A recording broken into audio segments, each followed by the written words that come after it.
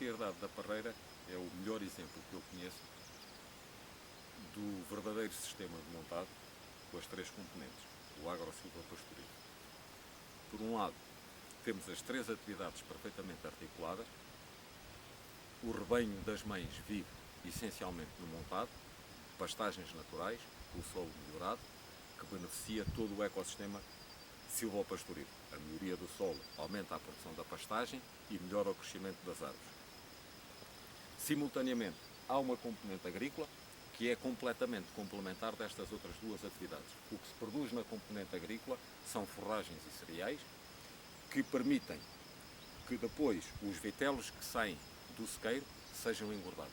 E, portanto, a exploração fecha completamente o circuito, engorda à custa de alimentos que produz dentro da exploração e, dessa forma, evitam-se todos os problemas de transporte de matérias-primas do continente americano para Portugal, para fazer as nossas engordas, que é o que acontece na generalidade das engordas em Portugal. Em cima deste modelo de negócio, em cima deste sistema, montou uma estratégia de agricultura de conservação que trouxe o solo para o centro das preocupações.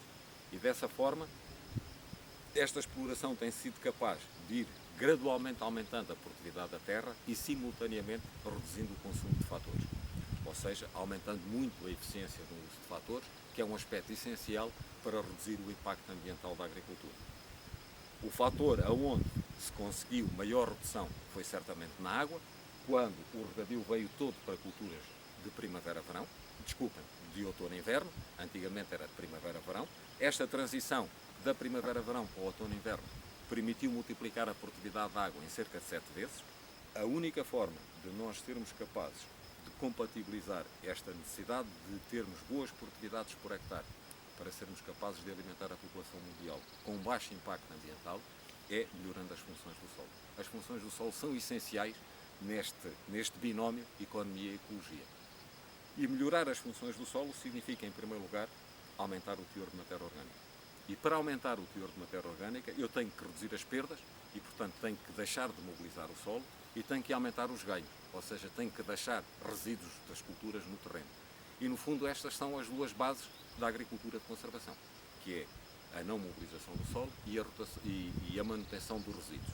Só que, para o sistema estar equilibrado, sem mobilização e com muitos resíduos, eu preciso da rotação. E, portanto, são estes os três pilares da agricultura de conservação. 30% do CO2 que está na atmosfera resulta da perda de matéria orgânica dos solos agrícolas.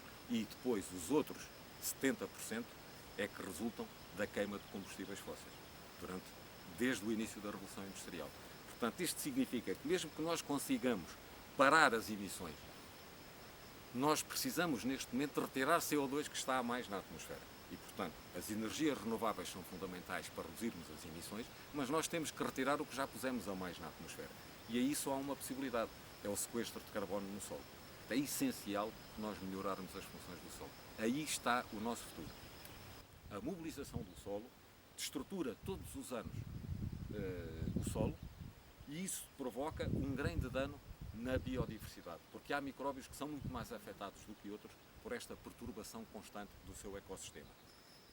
E o facto de termos corrigido a fertilidade do solo tem permitido um aumento da produção vegetal e, simultaneamente, um aumento da diversidade das plantas na pastagem. Se repararem aqui, temos muitas espécies diferentes e com uma proporção significativa de leguminosas, neste caso a serradela, temos aqui um trevo e, portanto, é uma pastagem muito diversa e produtiva. E podemos ver aqui toda esta camada mais escura do solo, corresponde a uma zona de acumulação de matéria orgânica, porque a cor natural do solo é uma cor muito mais parda. Portanto, temos aqui uma camada muito significativa de aumento de matéria orgânica do solo. Uma parte significativa da biomassa está também dentro do solo e, portanto, fica logo a contribuir para o aumento de carbono. Mas também os fungos que vivem associados a estas raízes também são uma incorporação de carbono no solo, nomeadamente o carbono dos micélios das micorrizas. E, portanto, tudo isto melhora a vida no solo, melhora o seu teor em matéria orgânica, a infiltração da água no solo, o seu armazenamento, a atividade microbiana, tudo isto contribui para uma melhoria da fertilidade deste solo. Evitar a erosão do solo significa que o solo tem que estar coberto no período das chuvas. e, portanto, significa, em primeiro lugar, não o mobilizar. Nas pastagens a solução é fácil, porque naturalmente as pastagens não são mobilizadas, mas no caso das culturas anuais, na componente agro do sistema, temos que introduzir sistemas de agricultura que não mobilizem o solo, de forma a ele estar também permanentemente coberto pelos resíduos das culturas e evitar a erosão.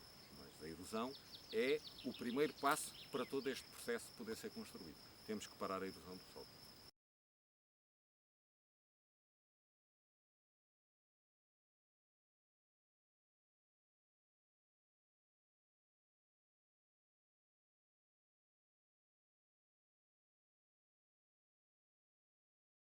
Ora, na altura,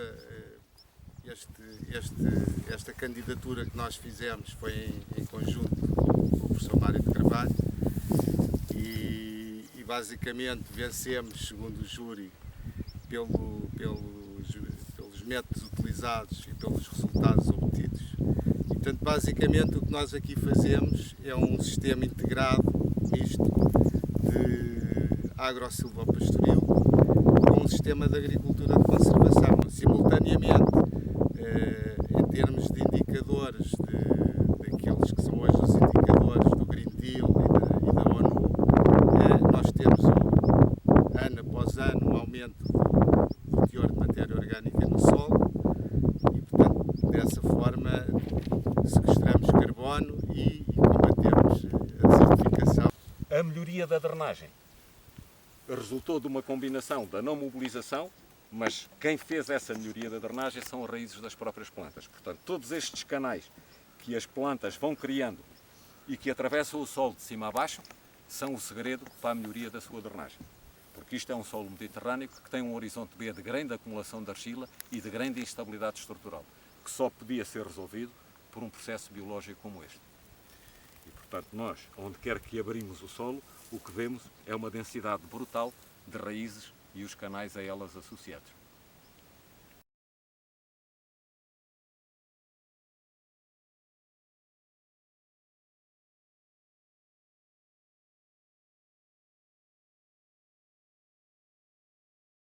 Há uns 35 anos, um bocadinho mais, decidi deixar de mobilizar os solos.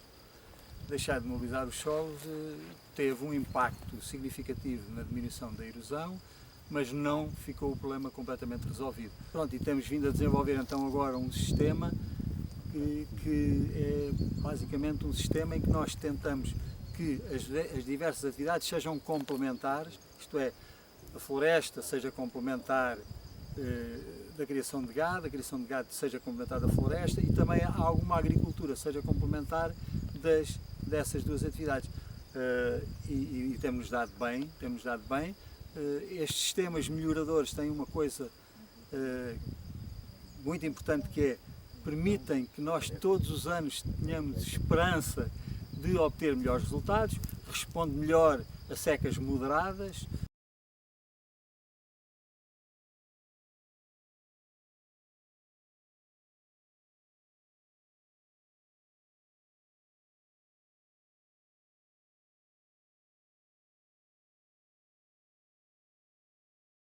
As medidas tinham de ser sempre centradas no solo.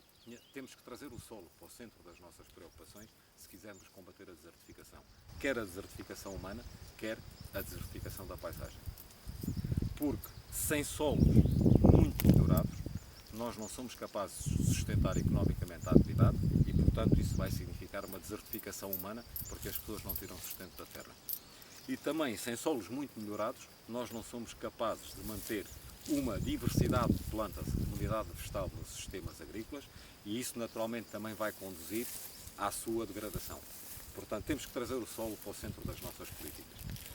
Por um lado, utilizar tecnologias que maparem completamente a erosão do solo e reduzam drasticamente a mineralização da matéria orgânica e, em segundo lugar, ter uma estratégia de reconversão ou de reutilização no solo da maior parte da biomassa que as culturas produzirem. Nós não podemos ter sistemas que sejam sempre extrativos. O ciclo do carbono tem que ser positivo para um solo ser fértil. A água é uma questão vital para o país e para o Alentejo. E os sistemas de regadio têm que servir para sustentar o território. A água não pode ser olhada apenas como um fator de produção para produzir culturas, sejam elas quais forem. A água joga um papel fundamental na sustentação do território. E o território é fundamentalmente os sistemas agro-silvopastoris. E o que nós assistimos nos últimos anos foi a uma perda do componente agrícola do sistema agro-silvopastoril, porque no sequeiro a componente agrícola enfrenta grandes dificuldades económicas, porque houve uma grande degradação dos termos de troca, ou seja, o preço dos produtos agrícolas até baixou, enquanto que o preço dos fatores subiu muito. Como a produtividade no sequeiro é muito incerta e muito dependente da chuva, a maior parte das atividades agrícolas no sequeiro desapareceram. E o sistema agro-silvopastoril ficou sem uma perna. E é fundamental recuperarmos essa perna, porque ela é essencial na gestão da economia do sistema. Porque neste trigo que nós estamos aqui a ver, de verão, as vacas vão comer esta palha que ficou no terreno, que é um custo de alimento que já não conta, portanto o trigo, a produção de trigo vai pagar e muito a utilização deste regadio, e ficam as palhas para os animais virem comer de verão, aliviando a carga sobre o montado. Se nós começarmos a utilizar a água como estamos a fazer no Alqueva, o Alqueva foi construído, um dos grandes argumentos, é um argumento social da sustentação ou da defesa do território contra as alterações climáticas e as secas prolongadas.